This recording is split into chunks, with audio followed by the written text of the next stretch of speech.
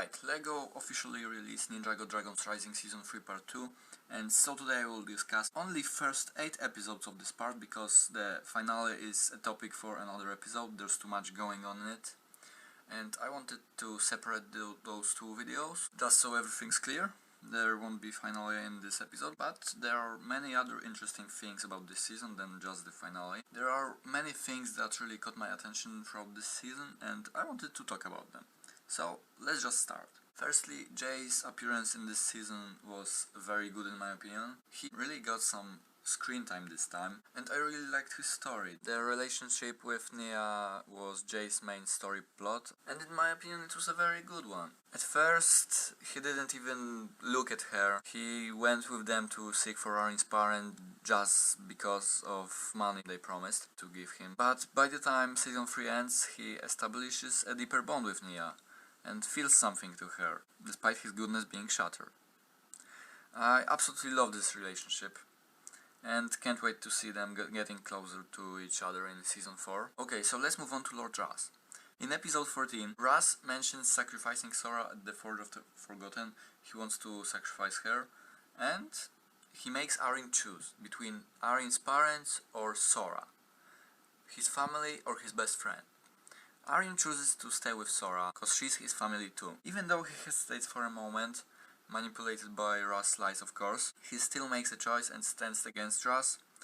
This leads to a fight between Arin, Sora and Ras. They somehow manage to escape, and above ground there was this scene where Sora supports Arin when he accepts the truth about his parents, and they show the power of true friendship.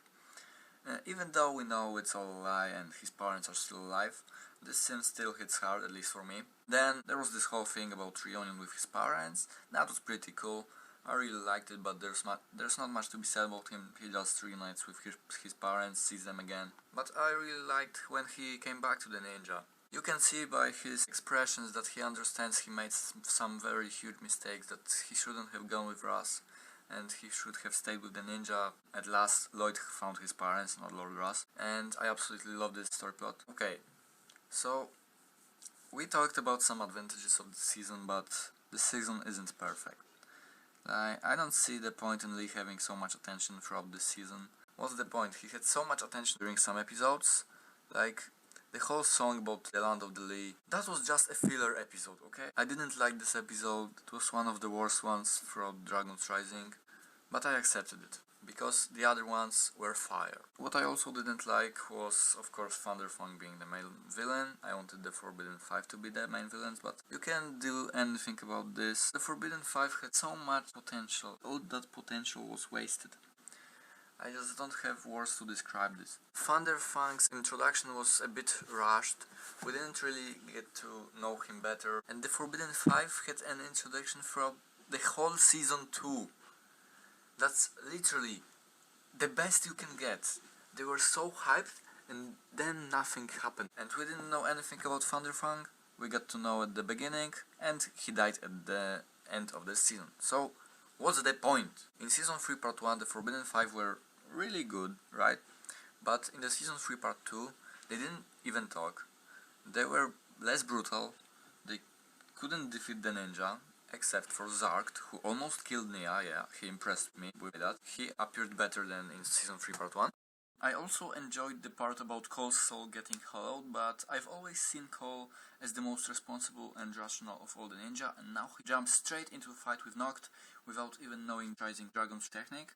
I suppose the creators wanted to show how much fighters mattered to him, and despite Cole being very strong both physically and mentally, he still couldn't handle his emotions in such a moment, because who could? What I don't like is that his soul got hollowed and returned after 3 episodes, but I'm not saying it was a bad story plot, right? I enjoyed it. So overall this season wasn't bad, but it also wasn't perfect. I believe it had some ups and downs, but overall I would say it's better than worse. Maybe without the 20th episode, this season is worse than the season 2. But if you include the 20th one, it's really hard to say, because I'm so hyped up after the season 3 ending, and I just can't wait to see season 4. Okay, that's all for today, guys. I hope you enjoyed the video. Share your thoughts and opinions in the comments below. Feel free to write anything you want. Just a small favor from you guys, please subscribe to my channel and click the like button if you enjoyed the video, and see you soon in the next one.